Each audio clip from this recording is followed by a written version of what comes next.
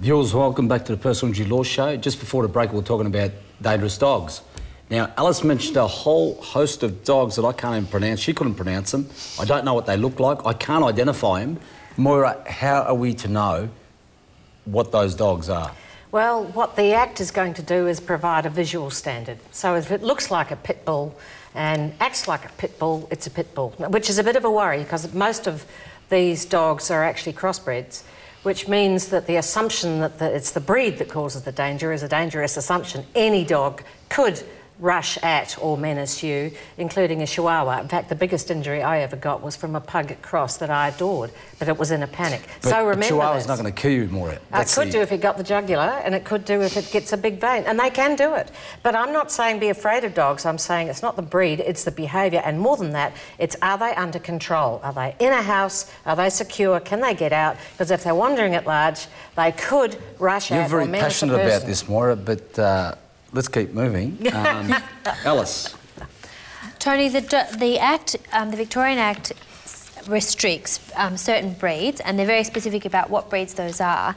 And practically speaking, the dogs that really we're going to be concerned about in our local area are the American Pit Bull Terrier. But as Moira says, there are going to be some issues in terms of identification because a lot of dogs in Victoria are crossbreeds. What about this video we're going to now on YouTube? That's right. The video actually depicts an American Pit Bull Terrier, and so it may be useful for our viewers. It doesn't look like a Pit Bull Terrier to me. That's right, but because we have a lot of crossbreeds, that's why we have the difference, and it may be useful for the viewers to see what we're talking about. On this video clip that we're going to now, and we're going to go to it right now, so let's have a look.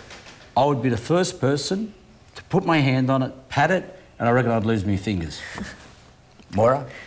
Let's have a look at it, because actually that's a dog that's associated a child as a threat because it hasn't been trained properly. When I first noticed Oscar's fear of children, there was a little girl who wanted to pet the dogs. She had her little bone, she was trying to tell Oscar to sit, and he was hiding behind me, and then she came a little closer and he growled. And to be honest, I was really surprised because he had been fine with kids. He seemed calm until a child pet him.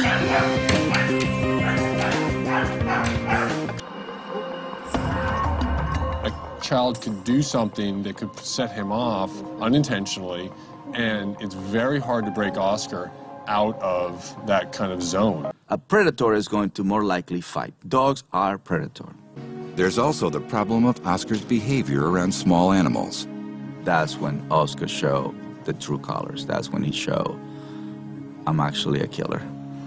The reason why Oscar is not ready to go back to any family, not just this family, any family, is because the risk of him hurting himself or hurting somebody is too high. I am absolutely astounded. I would have been the first person to go up to this dog and start patting it. Yes, you need a bit of education too, you know. Alice, what would you have done? Be honest with me. Look, obviously, Tony, this is a dog that's set off by certain actions, including when children come up with food. He was a maniac. That's right, but he looks very placid if you don't know anything about him. So do not approach a strange dog, but more importantly, you must make sure that it's the dog which is under control, not make assumptions about its perceived breed. And that's the point. It's any dog could be a risk to you. It struck me as a Dr. Jekyll and Mr. Hyde. He's just behaving like a dog. That's why they need to be tamed and domesticated.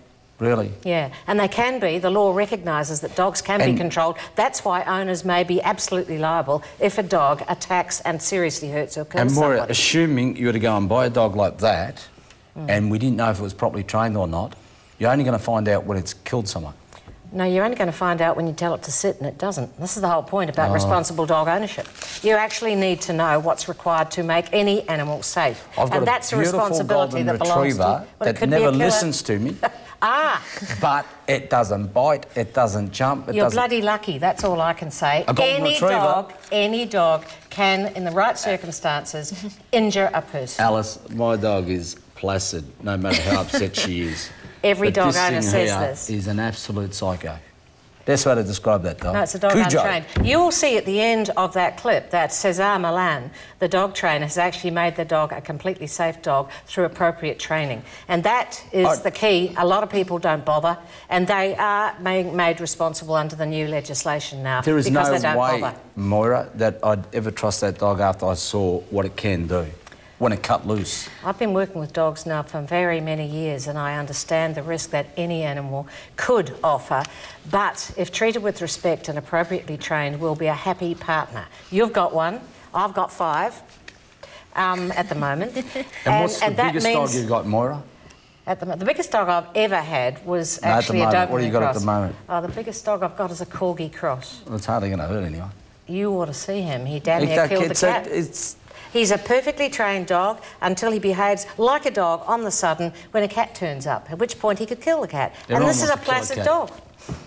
Alice? I think that really, Tony, it's a matter of the law is really concerned with individual responsibility and individual ownership. And I think a lot of people, what the law needs to manage is that a lot of people are going to have a reaction like when they see a dog such as on the clip, well, I would never go near that animal. I'm very scared of that animal.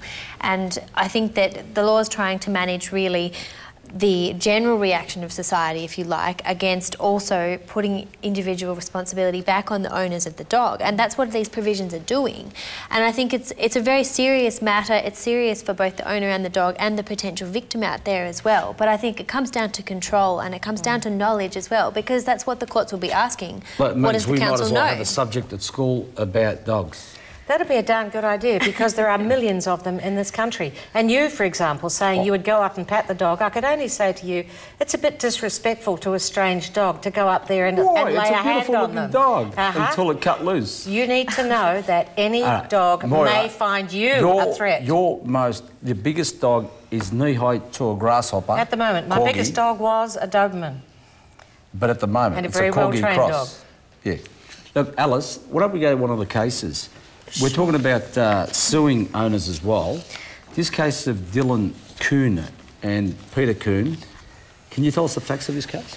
Well, what happened with this case was that two plaintiffs sued in this case for nervous shock as a result of a death of a family member who was attacked by a dog.